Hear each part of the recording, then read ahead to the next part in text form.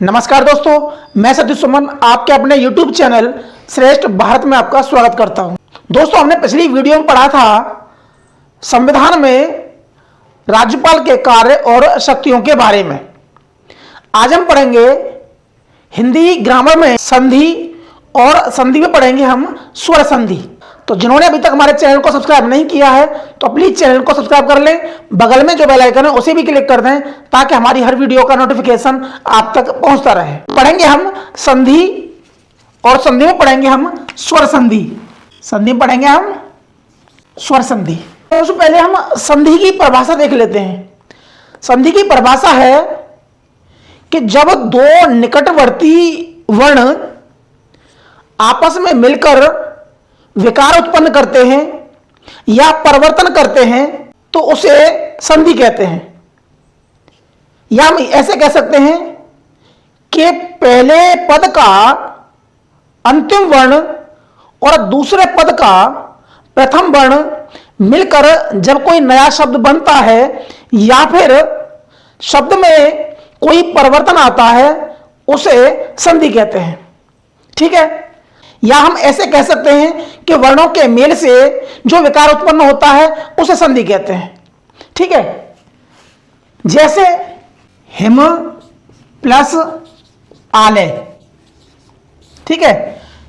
हमने पढ़ा पहले पद का अंतिम अक्षर, तो पहले पद का अंतिम अक्षर है अ। कैसे कि जो म बनता है, कोई भी व्यंजन बनता है वो स्वर को मिलाकर ही बनता है।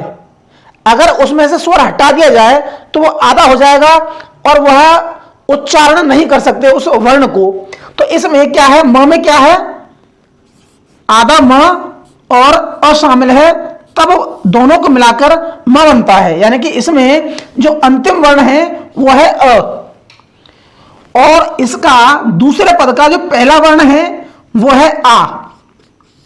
तो इन दोनों के मेल से जो शब्द में परिवर्तन आया उसे संधि कहते हैं। या हम ऐसे कह सकते हैं कि निकटवर्ती वर्णों के मेल से जो परिवर्तन आया उसे संधि कहते हैं। तो कई 3-4 परिभाषा हैं, रटने की कोई आवश्यकता नहीं है, ऐसे ही याद कर सकते हैं इसे। संधि कितने प्रकार की है? 3 प्रकार की। तो संधि के प्रकार, पहला स्वर संधि, दूसरा व्यंजन संधि और तीसरा विसर्ग संधि।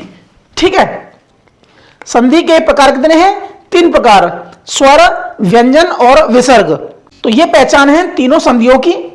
दोनों तरफ स्वर होंगे, स्वर संधि। पहले व्यंजन होगा और बाद में व्यंजन हो चाहे स्वर हो तो व्यंजन संधि। तीसरा पहले विसर्ग होगा और विसर्ग के बाद में चाहे व्यंजन होगा चाहे स्वर हो तो उसे कहेंगे विसर्ग संधि। अब पढ़ेंगे हम स्वर संधि। ठीक है। परिभाषा में क्या था कि जब स्वर के बाद में स्वर आए तो स्वर संधि कही जाएगी। ठीक है। अब स्वर संधि के भी 5 प्रकार होते हैं। पहला दीर्घ संधि, दूसरा गुण संधि, तीसरा वृद्धि संधि, चौथा यण संधि, 5वां अयादि संधि। ठीक है। तो स्वर संधि के भी प्रकार हैं 5। पहला दीर्घ, दूसरा गुण, तीसरा वृद्धि, चौथा यण और 5वां अयादि। तो पढ़ेंगे हम 5 को क्रमवार। तो सबसे पहले है दीर्घ संधि। तो सबसे पहले होगी दीर्घ संधि। दीर्घ संधि की पहचान क्या होगी?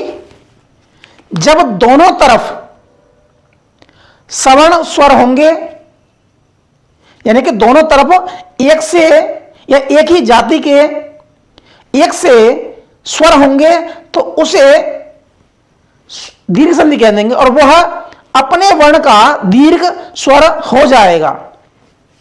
कैसे कि जब दोनों तरफ सवर्ण स्वर होंगे, सवर्ण यानी कि इधर आ होगा उधर भी आ होगा, या फिर आ होगा या ई होगी, इधर आ होगा और उधर भी आ हो या फिर छोटा हो या बड़ा हो, तो यह अपने में अपने वर्ण का दीर्घ बन जाएगा। दूसरा कि अगर इधर ई हो या बड़ी ओ हो और उधर छोटी ई हो या फिर बड़ी ई हो, तो वह अपने का दीर्घ यानी कि बड़ी ई बन जाएगा। तीसरा, इधर ऊ हो या फिर बड़ी ओ, इधर ऊ हो या फिर बड़ा ऊ हो और बाद में छोटा ऊ हो या फिर बड़ा ऊ हो, तो यह अपने का दीर्घ बन जाएगा। तो अगर दोनों तरफ इस तरह के हो तो वह दीर्घ संधि कही जाएगी। अब देखेंगे हम एग्जाम्पल, पहले हम इनका ले लेते हैं कि अगर इस तरफ दोनों छोटे आ हैं तब भी बड़ा आ बनेगा। जैसे जैसे परम प्लस अर्थ, तो इधर क्या है, छोटा आ है, इधर क्या है, छोटा आ है, दोनों मिलाकर क्या बनेंगे, बड़ा आ बन जाएगा। तो क्या हो जाएगा, परमार्थ। ठीक है। अगर इस तरफ बड़ा आ हो और इस तरफ छोटा आ हो तब भी यह बड़ा आ ही बनेगा, या दोनों तरफ बड़े आ हो तब भी बड़ा आ ही बनेगा। जैसे रेखा प्लस अंश, तो यहां क्या है, बड़ा आ और इधर क्या है, अ, तो हो जाएगा रेखांश। ऐसी विद्या प्लस आलय, विद्या प्लस आलय, इधर बड़ा आ है और इधर भी बड़ा आ है तब भी बड़ा आ ही बनेगा, तो हो जाएगा विद्यालय। ठीक है। तो यह है दीर्घ संधि का पहला नियम, आके या आके संदर्भ में। ठीक है। अब इसी स्थान पर हम देख लेते हैं ई के संदर्भ में। अगर इस तरफ ई हो, इस तरफ छोटी हो, तब भी यह दीर्घ बन जाएगी। दोनों तरफ बड़ी हो तब भी बड़ी दीर्घ बन जाएगी। एक तरफ बड़ी हो या एक तरफ छोटी हो तब भी दीर्घ बनेगी, ई बन जाएगी। या इस तरफ छोटी हो या इस तरफ बड़ी हो तब भी बड़ी बन जाएगी। जैसे कवि प्लस इंद्र, तो इधर छोटी ई है, इधर भी छोटी ई है, तो क्या हो जाएगा, बड़ी ई में बदल जाएगा, तो यह हो जाएगा कविंद्र। ठीक है। दोनों तरफ बड़ी हो तो भी बड़ी बनेगा। जैसे सती प्लस ईस, इधर देख लेते हैं, जैसे सती प्लस ईस, इधर बड़ी ई है, इधर बड़ी ई है, तो भी बड़ी ई ही बनेगा, तो हो जाएगा सतीश। ठीक है। इसमें जैसे इस तरफ क्या है, गिरी है प्लस ईस है, तो इस तरफ छोटी है और इस तरफ बड़ी है तब भी बड़ी ही बनेगा। अगर दोनों तरफ बड़ी ई हो तब भी बड़ी ई बनेगा, दोनों तरफ छोटी ई हो तब भी बड़ी ई बनेगा। अगर एक तरफ बड़ी है और एक तरफ छोटी है, चाहे इधर छोटी है या उधर छोटी है, इधर बड़ी है या इधर बड़ी है, तब भी बड़ी ई ही बनेगा। यह भी दीर्घ संधि के ही उदाहरण है। ठीक है। तो यह है नियम दूसरा। अब पढ़ेंगे हम नियम तीसरा ऊ के संदर्भ में। तो इधर छोटा ऊ है, इधर भी छोटा ऊ है, तो अपने का दीर्घ बन जाएगा, यानी कि बड़ा ऊ बन जाएगा। दोनों तरफ मान लें बड़ा ऊ है तब भी दीर्घ यानी कि बड़ा ऊ बन जाएगा। एक तरफ छोटा ऊ है, एक तरफ बड़ा ऊ है, तब भी बड़ा ऊ बनेगा। या इस तरफ बड़ा ऊ है और इस तरफ छोटा ऊ है, तब भी बड़ा ऊ ही बनेगा। जैसे गुरु प्लस उपदेश, तो इधर छोटा ऊ है, गुरु में हमेशा छोटा ऊ आता है, और इधर भी छोटा ऊ है, तो बन जाएगा बड़ा ऊ में बदल जाएगा। तो बड़ा ऊ कहां लगेगा, ये राम लग जाएगा, तो हो जाएगा गुरुपदेश। ठीक है। अगर दोनों तरफ बड़े बड़े हैं तब भी बड़ा ऊ बनेगा। जैसे वधु प्लस ऊर्मी तो हो जाएगा वधूर्मी। क्या हो जाएगा, यानी कि ये बड़ा ऊ और ये बड़ा ऊ इस बड़े ऊ में भी बदल जाएंगे। ठीक है, एक तरफ छोटा है या एक तरफ बड़ा है तब भी बड़ा ऊ बनेगा। जैसे सिंधु प्लस उर्मी, तो ये छोटा है और ये बड़ा है तो हो जाएगा सिंधुर्मी। सिंधुर्मी। उर्मी का मतलब होता है लहर तरंग, यानी कि सिंधु नदी की जो लहर है, तरंग है, उन्हें सिंधुर्मी कहा जाता है। इधर बड़ा है और उधर छोटा है तब भी बड़ा ऊ बनेगा। जैसे वधु प्लस उत्सव तो हो जाएगा, भाई इधर बड़ा है और उधर छोटा है तभी बड़ा ऊ बनेगा तो वधूत्सव बन जाएगा। तो ये हुआ दीर्घ संधि, यानी कि जब दो सवर्ण स्वर, दोनों स्वर एक से हैं, सवर्ण हैं, तो वह अपने का दीर्घ में परिवर्तित हो जाएंगे तो हो जाएगा दीर्घ संधि।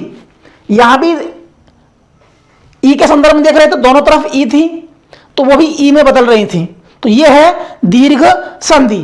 अब पढ़ेंगे हम गुण संधि।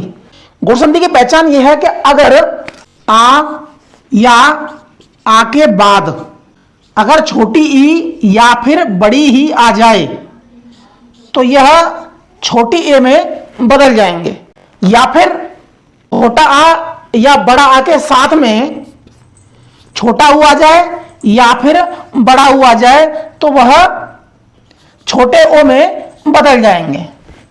ठीक है, अगर आ या आ के साथ में अगर री आ जाए तो वह अर में बदल जाएगी तो वह है गुण संधि। यदि आ या आ के साथ में छोटी आ जाए या बड़ी आ जाए तो वह ए में बदल रही है। ऐसे ही छोटे आ के साथ में या बड़े आ के साथ में ऊ आ जाए या फिर बड़ा ऊ आ जाए तो वह छोटे ओ में बदल रहा है। यदि आ के साथ में या बड़े आ के साथ में अगर री आ जाए तो वह अर में बदल रहा है। ठीक है, अब देखेंगे हम कुछ एग्जांपल इसका देख लेते हैं। जैसे गण प्लस ईस, तो यहां क्या है, छोटा है, यहां क्या है, बड़ी है, किस में बदल रही है, ए में बदल रही है, यानी कि ये दोनों ए में बदल जाएंगे तो ये हट जाएगा और इसमें लग जाएगी मात्रा, यानी कि हो जाएगा गणेश। ऐसे ही सुर प्लस ईस तो ये हो जाएगा सुरेश। ऐसे ही देव प्लस इंद्र, तो इधर क्या है, छोटा अ, उधर क्या है, छोटी ई, छोटा अ या छोटी आ जाए तब भी ए में ही बदलेगा तो हो जाएगा देवेंद्र। या नर प्लस इंद्र तो हो जाएगा नरेंद्र, यानी कि वो छोटी ए में बदल जाएगी। महा प्लस इंद्र महेंद्र हो जाएगा तो ये हो जाएगा गुण संधि मानी जाएगी। ठीक है, अब हम देखेंगे उ के साथ में। जैसे नर प्लस उत्तम, तो यहां क्या है, छोटा आ, इधर क्या है, छोटा ऊ, किस में बदल रहा है, बड़े ऊ में बदल रहा है तो ये हो जाएगा रा के जगह पे राई आएगा तो ये बदलेगा छोटे ओ में तो हो जाएगा छोटे ओ की मात्रा ये हो जाएगी और अब लग जाएगा बचा ये उत्तम। ठीक, तो हो जाएगा नरोत्तम। पर प्लस उपकार, इधर छोटा आ है, इधर छोटा ऊ है, ओ में बदल जाएगा तो हो जाएगा परोपकार। ऐसे ही महा प्लस उदय तो हो जाएगा महोदय। ठीक है, यह भी गुण संधि का ही उदाहरण है। अब पढ़ेंगे हम री के साथ में कि अगर आ या आ के साथ में री आता है तो वह अर कैसे हो जाता है। जैसे महा प्लस हम कह रहे हैं अर अ या आ के बाद में अगर री आता है तो वह अर हो जाता है। कैसे अर होगा, तो ये हो जाएगा, यहां है बड़ा आ और ये है री तो ये हो जाएगा आपका अर। अर कौन सा होगा, यानी कि ये जो रा है वो आधा होगा ठीक है, अब हम कैसे देखेंगे? महा, हमने पहले वाला अक्षर लिखा ऐसे ही मह। अब ये दोनों अक्षर यानी कि ये वाला अक्षर जो ये वाला मात्रा है बड़े आ की, और ये मिला के बना अर। ठीक है, तो ये जो अर है, अ है, वो इसमें मिल जाता है, क्योंकि अगर हम इसको हटा देते हैं यानी कि इसमें क्या है, बड़ा आ है, और बड़ा आ हटते ही यह आधा अक्षर हो जाएगा। अब आधा अक्षर ये है और स्वर ये है, तो यानी कि हो जाता है पूरा, तो ये हो जाएगा मह, यानी कि इसमें हलंत हट जाएगा इसके लगने से, तो ये खत्म हो गया। अब बचा अर, तो यह आधा र है, आधा र कहां लगता है? अब बचा हमारा ये शी। अब इसमें जो र लगेगा आधा, वो आएगा यहां पर, इसे बोलते हैं रऊफ र या रेफ र, तो ये जाएगा महर्षि। ऐसे ही देव प्लस ऋषि, तो ऐसे ही इसमें क्या है, छोटा आ है, छोटा आ इसमें हटा दे ही यह हलंत हो जाएगा, आधा हो जाएगा। हमने ये इधर जो इसका स्वर था वो यहां खींच लिया, और इसका जो री था वो हमने यहां ले लिया, तो अब दोनों का क्या बना, अर बना। ये वाला आधा रहेगा, अब दे यहां रह जाएगा, जो ये आधा था अब मिलाकर पूरा हो गया, यानी कि देव हो गया, सी इधर हो गया। अब जो ये वाला आधा अक्षर था ये लग जाएगा इधर, हो जाएगा देवर्षि, तो इसे कहेंगे हम गुण संधि। ठीक है, अब तीसरी पढ़ेंगे हम वृद्धि संधि। तीसरी है वृद्धि संधि। वृद्धि संधि में क्या है कि अगर यानी अ या आ के बाद में छोटी ए आ जाए या फिर बड़ी ए आ जाए तो वो हो जाएगी बड़ी ए में बदल जाएगी। छोटी ए में कब बदल रही थी? जब इधर छोटी ई था, अगर आ के बाद में छोटी ई है या बड़ी ई है तो वह छोटी ए में बदल रहा है। अगर आ के बाद में अगर ये है तो यह बड़ी ए में बदल जाता है। इसी प्रकार अ या आ के बाद में छोटा ओ आ जाए या फिर बड़ा ओ आ जाए तो यह बदल जाएगा बड़े ओ में।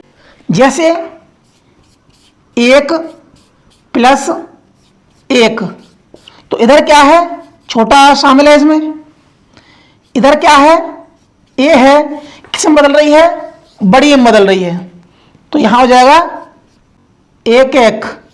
ठीक, ऐसे ही सदा प्लस एव, तो इधर क्या है, बड़ा है, इधर क्या है, ए है, तो बड़ी ए में बदल जाएगी तो हो जाएगा सदैव। ऐसे ही मत प्लस एक तो हो जाएगा मतक। जैसे मत प्लस एक, तो इधर छोटा आ है, इधर बड़ी ए है, तो बड़ी ए में बदल जाएगी तो हो जाएगा मतक्य।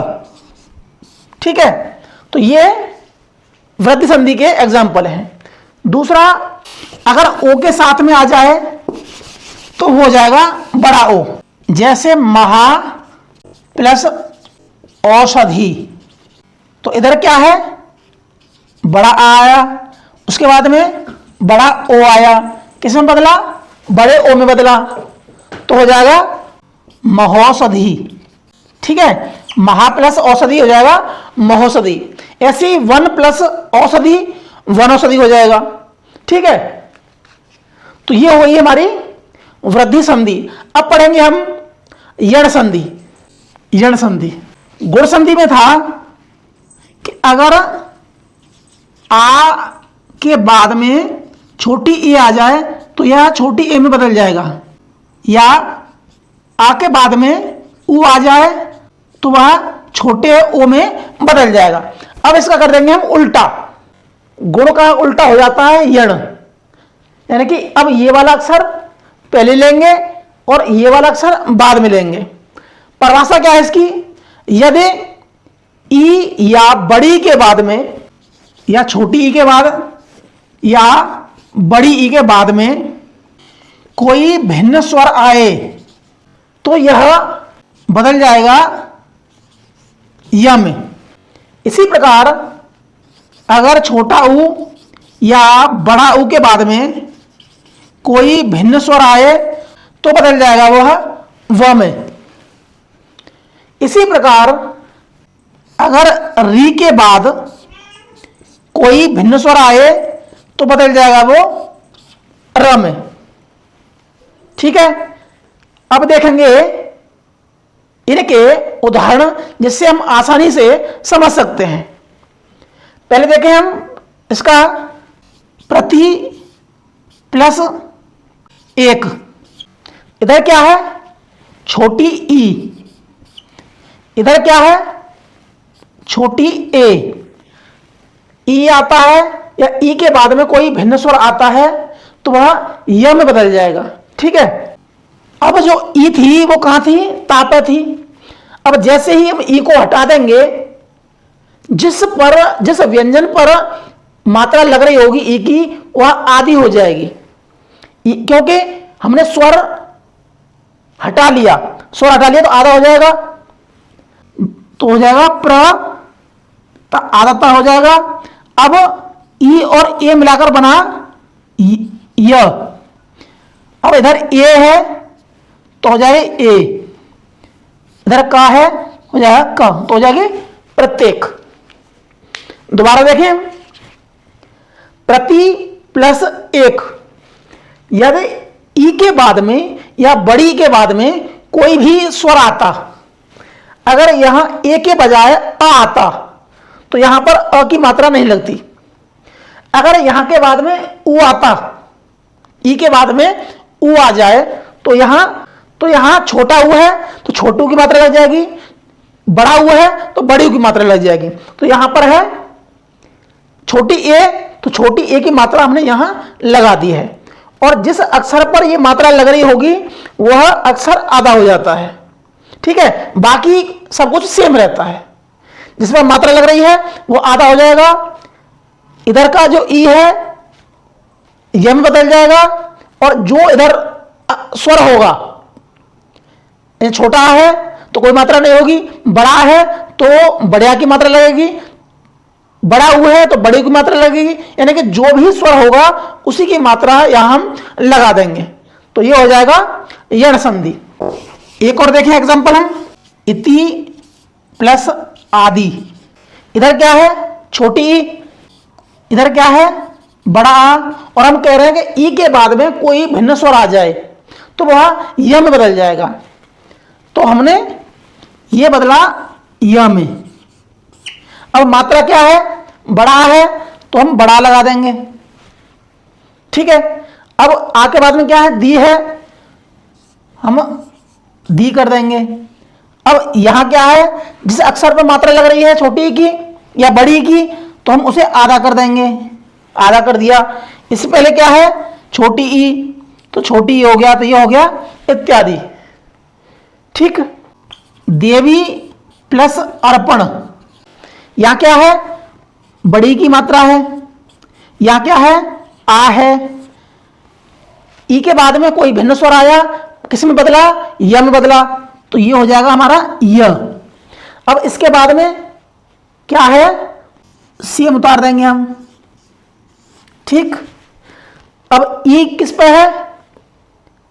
वा पे, तो जिस अक्षर पे मात्रा लगाई होगी वो अक्षर हो जाएगा आधा, तो हो जाएगा ये आधा हो जाएगा। इससे आगे क्या है? दे है, तो हम सेम कर देंगे, देवरपण कर देंगे। अब हम देखेंगे ऊ के साथ में। इधर अगर ऊ आ रहा हो या बड़ा ऊ आ रहा हो और उधर उसके बाद में कोई भी भिन्न स्वर आ जाए तो वह व में बदल जाएगा। जैसे अनु प्लस अय, तो इधर क्या है? छोटा ऊ, उधर क्या है? अ। किस में बदले? व में, तो हो जाएगा व। ठीक है, और जिस पर जो मात्रा लग रही है वो हो जाएगा आधा, तो वो हो जाएगा आधा।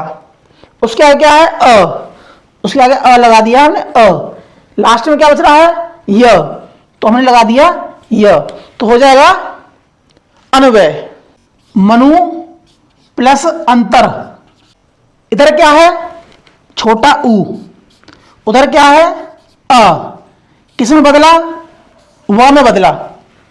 ठीक है, तो इन दोनों को उठा के हमने व लगा दिया। व कब आया? अ को जोड़कर और छोटा ऊ को जोड़कर व आया। अब इसके बाद में बच रहा है हमारा ये, तो हम सेम उतार लेंगे इसको। इसके आगे जिस पर जो मात्रा है ऊ की, वह हो जाएगा आधा। उसके आगे म, तो हो जाएगा मनवंतर। इसी तरह सु प्लस आगत। सु प्लस आगत, छोटा ऊ प्लस बड़ा आ, किस में बदला? वा में बदला। वाह है और डंडा लगा दिया हमने, आ लगा दिया। ठीक है, जिसमें मात्रा है वह आधा हो गया। पीछे बचा गत। पीछे बचा गत, हो जाएगा स्वागत। यानी कि अगर इधर ई है या बड़ी ई है और उस तरफ कोई स्वर है इसके अलावा, तो वह य में बदल जाएगा। इस तरफ छोटा ऊ है या बड़ा ऊ है और उस तरफ कोई भी भिन्न स्वर है तो वह व में बदल जाएगा। अब हम देखेंगे री के संदर्भ में। अगर इस तरफ री है और उस तरफ कोई भिन्न स्वर है तो वह र में बदल जाएगा। जैसे पितृ प्लस अनुमति। ठीक है, इधर क्या है? री है। ठीक है, री है और री को हम हटा दें, यानी कि री की मात्रा है, री की मात्रा को हटा दें तो आधा हो जाएगा। री के बाद में अ जोड़ा तो क्या किस में बदल रहा है? वो र में बदल जाएगा। ठीक है, तो पी आया, यहां आधा त है और आधा त और र, आधा त और र मिलके बनता है त्र, तो हो जाएगा त्र। अब क्या आ गया? नुमति, तो यहां नो म नमति, तो जाएगा पितृनुमति। इसी प्रकार हम दूसरा देख लेंगे, पितृ प्लस आलय। यहां री है, इधर कोई भिन्न स्वर है तो किस में बदले? हम रा में बदले, यानी कि र बदलेंगे, छोटा आ है तो यह रा हो जाएगा। अब यहां से जैसे ही हम री को हटाएंगे आधा अक्षर हो जाएगा, तो त, आधा त और र मिला के बनता है त्र, हम बता चुके हैं। तो हो जाएगा पित्रा, डंडा लगा और ल, हो जाएगा पित्रालय। अब पढ़ेंगे हम लास्ट का अयादी संधि। तो इसमें है ए के बाद में कि अगर छोटी ए या बड़ी ए के बाद में कोई भिन्न स्वर आ जाए तो वहां ए में हो जाएगा अय और बड़ी ए में हो जाएगा आय। ऐसे ही अगर छोटे ओ या बड़े ओ के बाद में कोई भिन्न स्वर आए तो ओ हो जाएगा अब और बड़ा हो जाएगा आब। ठीक है, छोटी ए अगर आती है इस तरफ तो यह अय हो जाएगा, बड़ी ए के स्थान पर आय हो जाएगा, यानी कि एक मात्रा आगे बढ़ जाएगी। ओके अब हो जाएगा और बड़े ओ के जगह पे आब हो जाएगा। अब हम समझेंगे इसे उदाहरण से, जैसे ने प्लस अन। अब इधर क्या है? इधर मात्रा किसकी है? मात्रा है छोटी ए की। इधर क्या है? आ है। तो हम कह रहे हैं इधर ए आ जाए और इसके बाद में कोई भिन्न स्वर आ जाए, तो भिन्न स्वर क्या है? अ आ गया। अब किसमें बदला? अयम बदला। अयम बदला, ना से ए हटा दिया, ना से ए हटा दिया तो न आधा ना हो गया, तो हो जाएगा आधा न, क्योंकि हमने ए हटा दिया। और इधर क्या है, इधर भी न है, इधर पूरा न है। अब ये जो अ है वो अ इन दोनों के मिल से बना है, और यह अ इस अ में जुड़ जाएगा, तो यह हो जाएगा पूरा। और उसके बाद में क्या है, यन, तो ये हो जाएगा नयन। ऐसे ही आता है ने प्लस अक। इसके लिए देखते हैं हम, ने प्लस अक, तो ये किसमें आ रहा है, आय हो जाएगा। तो यहां क्या है, बड़ी ए है, और इधर क्या है अ, तो बदला आय हो जाता है। ना से यह मात्रा हट जाएगी, तो यह आधा हो जाएगा, और यह आधा इससे मिलकर पूरा हो जाएगा, तो हो जाएगा ना। यह यहां पे आया, और लास्ट में क यह आया, तो हो गया नायक। ठीक है, अब देखें ओ के लिए। अगर पो प्लस अन आता है तो ये हो जाएगा अ व। ओ प्लस भिन्न स्वर बनता है अब में, तो प व यहां लगा दिया, और न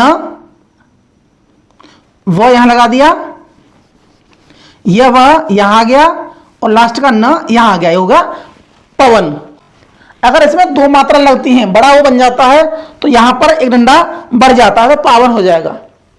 ऐसे ही होता है प अक, तो हो जाएगा, चलो बड़ा हुआ है तो हो जाएगा पावक। प प्लस अक तो हो जाएगा पावक। ठीक है, इसी तरह हवन। हवन यानी कि हवन में कोई मात्रा नहीं है, हा पे, तो इसका मतलब होगा वो छोटा होगा, तो हो जाएगा हो प्लस अन, हो जाएगा हवन। ऐसे ही धौ प्लस अक तो हो जाएगा धावक। धौ प्लस अक तो हो जाएगा धावक। ऐसे ही भौ प्लस उक तो हो जाएगा भावुक। भौ प्लस उक तो हो जाएगा भावुक, क्योंकि ऊ की मात्रा लगी वा में। अब वा कहां से आया, वा आया हमारा बड़े ओ से, और इस ऊ से वा निकल के आया, और वो इस ऊ की मात्रा यहां लगा दी, बाकी क ये लगा दिया, और भ ये लगा दिया। तो ये है अयादी संधि। दीर्घ संधि में क्या था, जब दोनों तरफ समान स्वर हो, समान जाति के स्वर हो, सजाती हो, तो वह अपने जाति का या अपने वर्ण का दीर्घ वर्ण बन जाता है। गुण में क्या था कि यदि आ या आ के बाद में छोटी ई या बड़ी ई आती है तो वह ए में बदल जाता है। वृद्धि संधि में क्या था कि यदि अ के बाद में या आ के बाद में छोटी ई आ जाए या बड़ी ई आ जाए तो वह बड़ी में बदल जाएगी। यदि आ के बाद में बड़ा ओ आ जाए या छोटा ओ आ जाए तो वह बड़ा ओ में बदल जाएगा। यड़ संधि में क्या था, गुण का उल्टा। यदि ई या बड़ी के बाद में कोई भिन्न स्वर आता है तो वह य में बदल जाता है, और जिस पर मात्रा लग रही होगी ई की वह आधा हो जाएगा।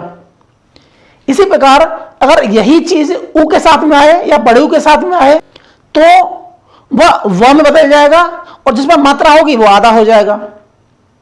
और री आती है, री के बाद में कोई भिन्न स्वर आता है तो वह र में बदल जाएगा। तो यह संधि हो गया। अयादी संधि में क्या था, यदि छोटी ए के बाद में कोई भिन्न स्वर आता है तो वह य में बदल जाता है। हालांकि वह है अय में, लेकिन आप ये मान चाहिए वो य में बदल जाता है। अगर बड़ी ए आता है, बड़ी के बाद में कोई आता है तो वह आय में हो जाता है। छोटे ओ के बाद आता है तो वह अब हो जाता है ना कि व में बदल जाएगा, बड़ा ओ आप हो जाएगा। इसी तरह इसके उदाहरण हैं, आप समझ जाएंगे। तो दोस्तों आज पढ़ा हमने स्वर संधि। आशा करता हूं कि यह वाला टॉपिक आपको आसानी से समझ में आ गया होगा। तो आज के लिए सिर्फ इतना ही, मिलते हैं हम अगली वीडियो में, तब तक के लिए नमस्कार।